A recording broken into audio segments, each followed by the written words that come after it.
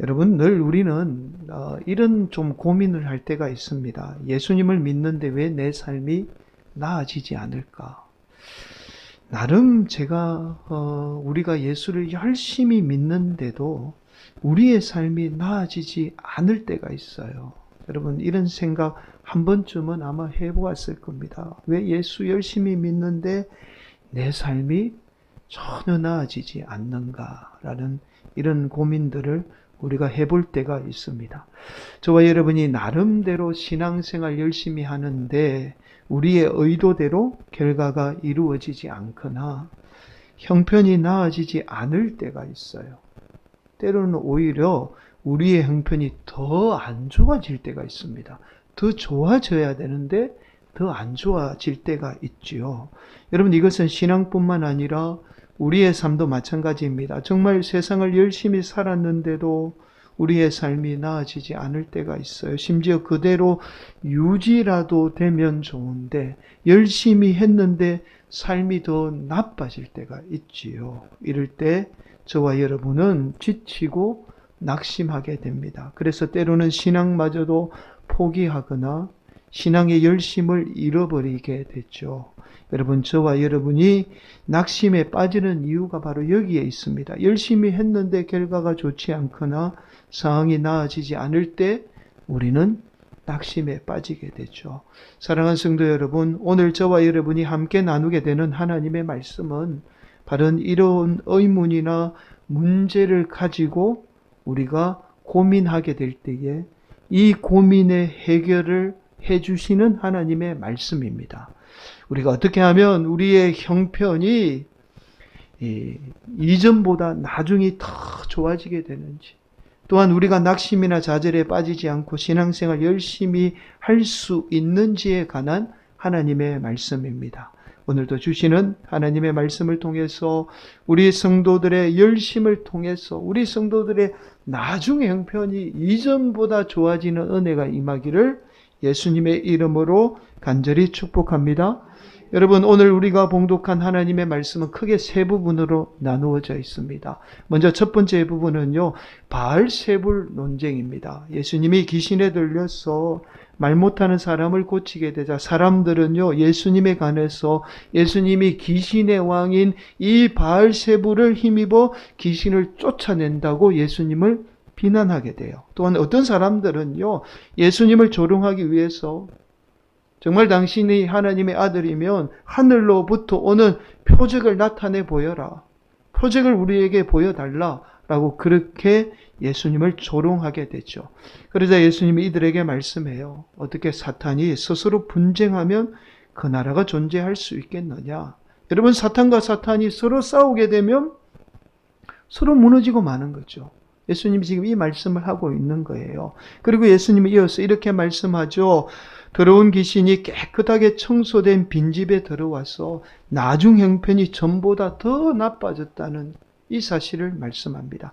그래서 강한 자만이 집과 소유물을 지킬 수 있다라고 말씀해요. 결국 강한 우리 하나님만이 사탄으로부터 저와 여러분을 지킬 수 있다라는 말씀입니다. 여러분, 두 번째 말씀은 악한 세대가 표적을 구한다고 말씀해요. 즉 눈에 보이는 것만을 추구하고 보이는 것만을 믿게 된다는 말씀이죠. 여러분, 이러한 사실은 오늘날도 마찬가지입니다. 세상은 우리로 보이는 것만을 보게 해서 보이는 것만을 위해 살게 만들죠. 그래서 보이지 않는 하나님을 믿지 못하도록 하는 거예요. 이것이 오늘날 사탄 마귀의 역사입니다. 마지막 말씀이 우리의 눈이 마치 등불과 같다고 말씀해요.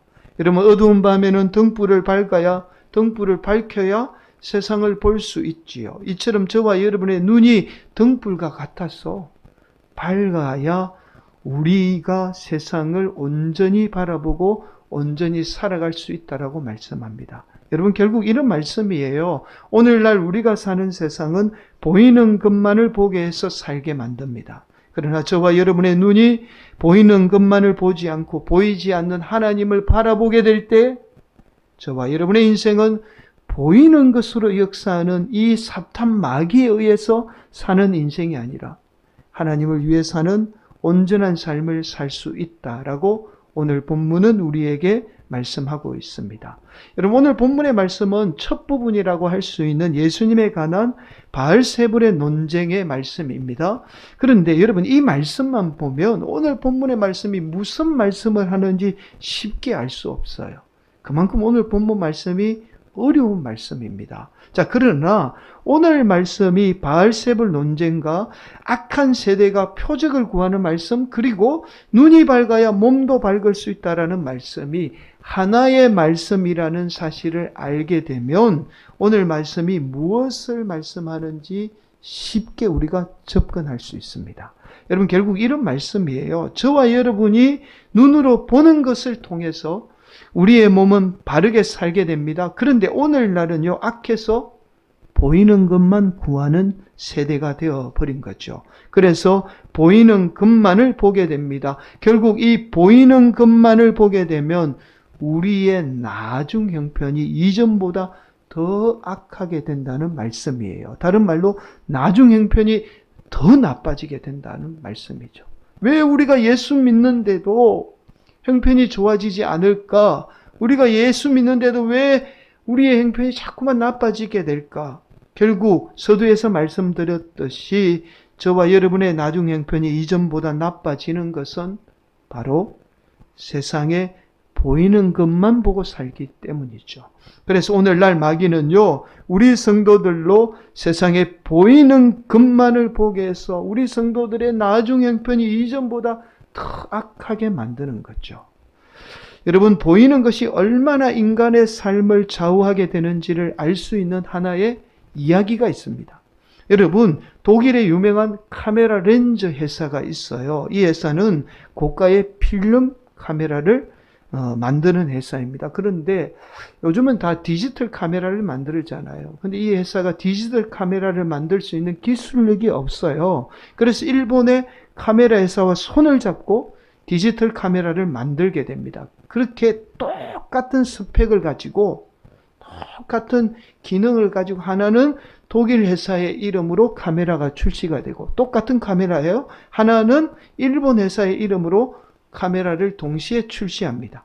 디자인이나 모든 기능이 다 똑같아요. 하나도 틀린 게 없습니다. 상품 마크만 다른 거예요. 여러분, 그런데 놀라운 사실은 똑같은 카메라 가격 차이가 무려 100만 원이나 납니다. 그렇게 비싼 카메라가 아니죠. 뭐 독일 제품은 한 250만 원 정도. 그런데 똑같은 카메라인데 일본 제품은 150만 원 정도예요. 100만 원 차이가 나는 거예요.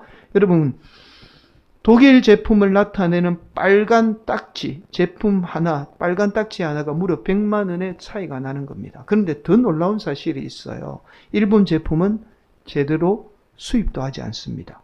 우리 생각에는 싸고 똑같은 제품을 살 것 같은데 요즘 사람들은 똑같은 제품이라도 훨씬 더 비싼 독일 제품 카메라만 구매하는 겁니다.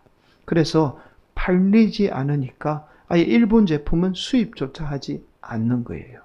여러분, 요즘 젊은 세대는 이것을 갬성이라고 말합니다. 무엇보다도 보이는 것이 중요하다는 거예요. 이것은 오늘날 우리 세대를 그대로 반영하고 있습니다. 여러분, 그만큼 보이는 것은 강력한 힘을 가지고 있어요. 보이는 것이 우리의 인생을 좌우하게 됩니다. 그래서 우리가 보이는 것만 보고 살면 반드시 우리에게 어려움이 닥쳐오게 되죠. 여러분, 꼭 보이는 것만을 추구하는 것이 나쁜 것만은 아닙니다. 자, 왜냐하면 어떤 분야는 보이는 것이 중요한 분야가 있잖아요. 특히 디자인이나 이런 분야는요, 보이는 것이 중요하죠. 그러나 이러한 보이는 것이 중요한 분야도 사실은 영적인 것이 좌우합니다. 여러분, 철저하게 영적인 것이 보이는 것을 좌우하게 되죠. 그래서 저와 여러분의 신앙은 철저하게 보이지 않는 영적인 것을 추구해야 합니다. 보이지 않는 영적인 것이 보이는 우리의 삶을 좌우하기 때문에 그렇지요. 그래서 보이는 것만을 추구하게 되면 반드시 저와 여러분의 심령이 상해져요. 심령이 악해집니다. 그래서 예수님은 오늘 본문을 통해서 이렇게 말씀하고 있는 거예요. 그 말씀이 26절 말씀입니다. 우리 함께 봉독합니다. 이에 가서 저보다 더 악한 귀신 7을 데리고 들어가서 거하니 그 사람의 나중 형편이 전보다 더 심하게 되느니라. 여러분, 보이는 것만을 추구하게 되면 악한 마귀는 보이는 것을 통해서 우리의 심령이 이전보다 나중 형편이 더 심하게 되는 거예요. 그래서 저와 여러분이 보이는 것만을 보고 사는 인생이 아니라 날마다 하나님의 말씀으로 살아야 합니다. 저와 여러분의 인생이 하나님의 말씀으로 살게 될 때에 우리의 나중 형편이 이전보다 더 좋아져요. 날마다 우리 형편이 좋아지게 되는 겁니다. 그래서 21절, 22절은 이렇게 말씀해요. 강한 자가 무장을 하고 자기 집을 지킬 때에는 그 소유가 안전하되 더 강한 자가 와서 그를 굴복시킬 때에는 그가 믿던 무장을 빼앗고 그의 재물을 나누느니라. 이 말씀이 무슨 말씀이냐면 저와 여러분의 심령을 지키고 날마다 새롭게 하는 것은 오직 강한 하나님의 말씀밖에 없다는 말씀이에요. 여러분, 저와 여러분의 육신도 마찬가지예요. 나이가 들면 들수록 우리의 육체의 연약함만을 바라보게 돼요. 내가 왜 이렇게 자꾸만 약해질까? 내가 자꾸만 왜 이렇게 힘이 없을까? 우리 약한 육신만 바라보게 됩니다. 그래서 우리로 아무것도 할 수 없는 연약한 존재로 살게 만들죠. 여러분, 나이가 들면 늙는 것은 당연한 자연의 이치입니다. 아무리 노력해도 거스를 수 없어요. 그러나 나이에 상반되게 삶을 살 수 있습니다. 여러분, 어떤 분은요 90세가 넘었는데도 젊은 사람들처럼 사는 분이 계세요. 며칠 전에 뉴스에 보니까 99세 먹는 할머니가 수영을 해서 세계 기록을 세웠다는 제가 뉴스를 봤습니다. 할머니가 원피스 수영복을 입고요.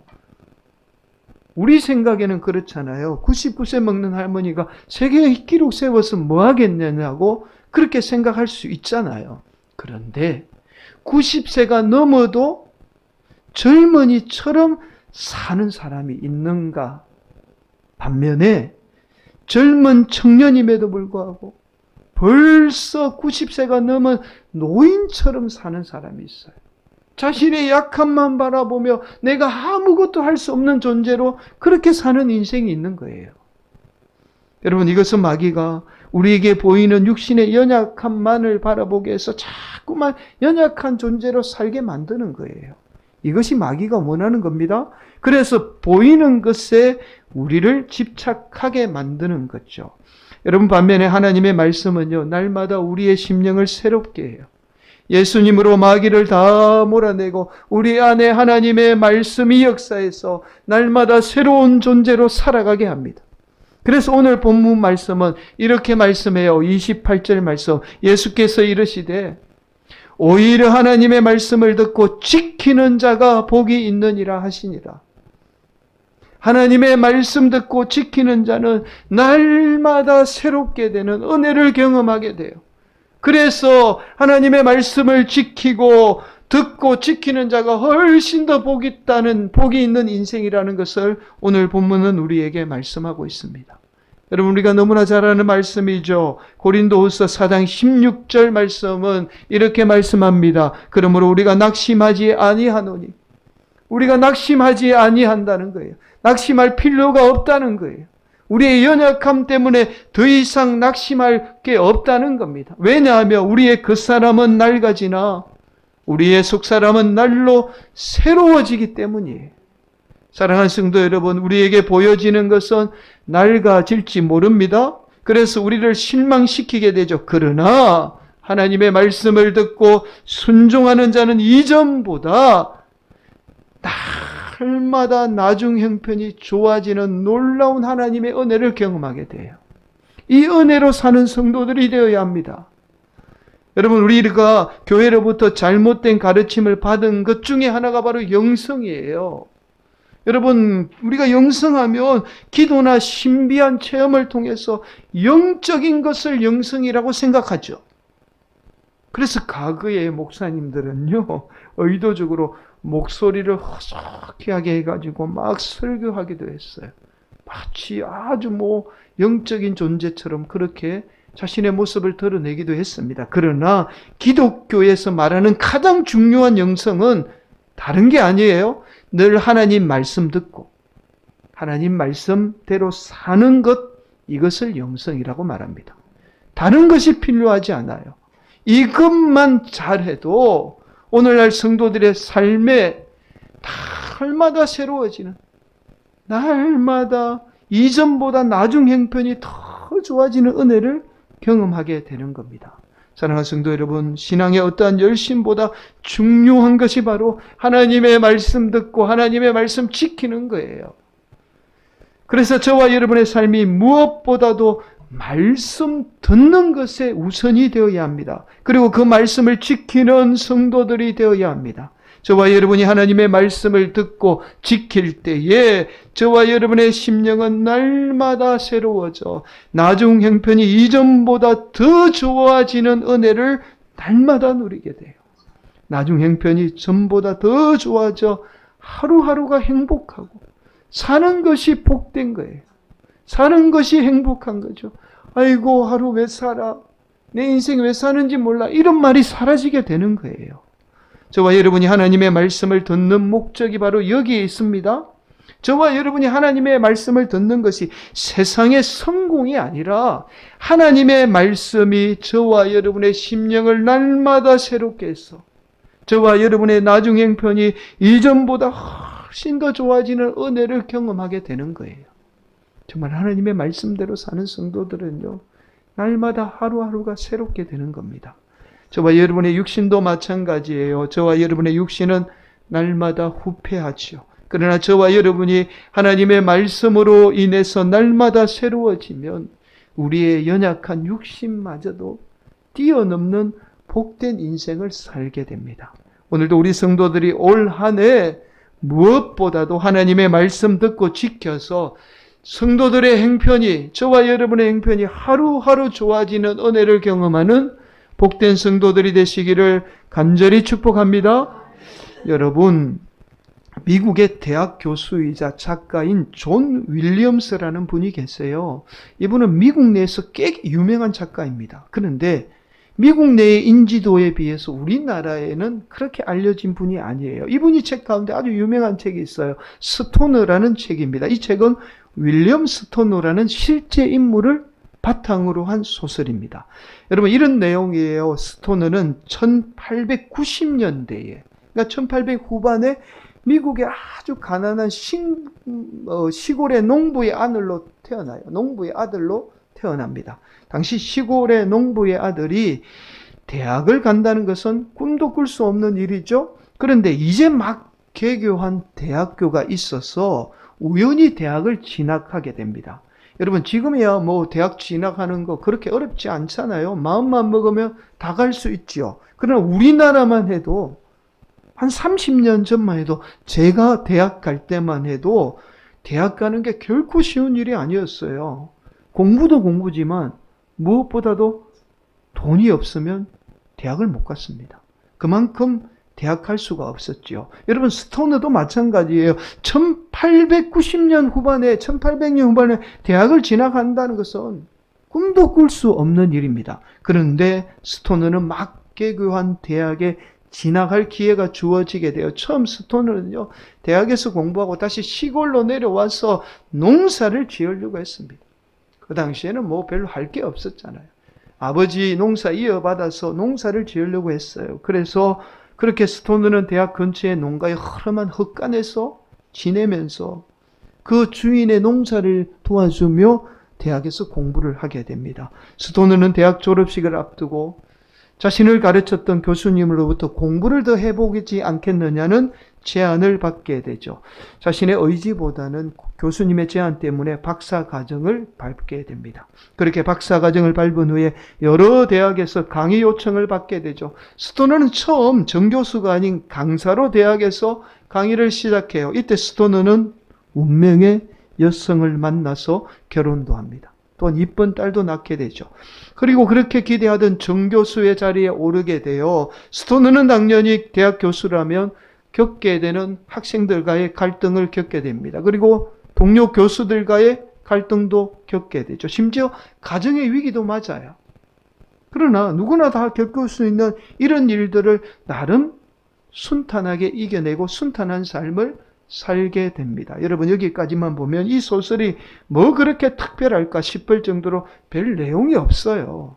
그냥 평범한 한 교수의 삶을 이야기하고 있습니다. 그러나 이 소설의 마지막 한 부분이 독자들에게 심금을 울리게 돼요. 이런 내용이에요. 스토너 교수는 어느덧 세월이 흘러서 정년을 앞두게 됩니다. 63세가 되었을 때에 대학에서 강의를 더 할 수 있는 기회가 주어져요. 매년 계약을 해서 강의를 더 할 수 있는 기회가 주어집니다. 그러나 그동안 쓰지 못한 책을 쓰기 위해서 이 스토너 교수는 정년을 선택하게 됩니다. 이때 스토너 교수는 복부에 작은 통증을 느끼게 돼요. 대수롭지 않게 생각하고 병원을 찾게 되죠. 의사는 별것 아니라는 듯이 말하면서 수술을 권유하게 됩니다. 그런데 수술을 하고 개복을 해보니 온몸에 암이 퍼진 사실을 알게 돼요. 그의 나이 63세에. 결국 스토너 교수는 집으로 돌아와 요양을 선택하게 됩니다. 그런데 병이 호전되지 않고 점점 악화되어 극심한 고통을 겪게 되죠. 스토너 교수는 극심한 고통 가운데 가족을 부르지 않고 홀로 자신이 쓴 유일한 책을 손에 잡고 읽기 위해서 안간힘을 쓰다가 그만 숨을 거두고 맙니다. 스토너 교수는 죽는 마지막 순간까지 손에 잡으려고 했던 자신의 유일한 책마저도 잡지 못하고 그만 손에서 떨어뜨리고 맙니다. 여러분, 이것으로 이 소설은 끝이 나요. 더 이상의 부가 설명이나 더 이상의 어떠한 말도 하지 않습니다. 그러나 이 소설은 스토너 교수의 삶을 통해서 우리의 삶 또한 그렇게 끝날 수 있다라는 사실을 그대로 보여줍니다. 자신이 쓴 유일한 책 한 권마저도 손에 쥐지 못하고 끝나는 것이 우리의 인생이라는 사실을 그대로 보여주고 있어요. 지나고 보면 저와 여러분의 인생 또한 이 소설 책 한 권도 안 되는 거예요. 여러분, 우리 인생 지금 살지만 시간이 10년, 20년 흘러서 우리의 후손들이 우리를 바라보면 우리 삶도 책 한 권도 안 되는 거예요. 그렇잖아요. 제가 이 소설 마지막을 보면서 가슴을 치고 울었습니다. 나도 책 한 권도 안 되는 인생이구나. 나도 누가 보면 책 한 권도 안 되는 인생에 불과하구나.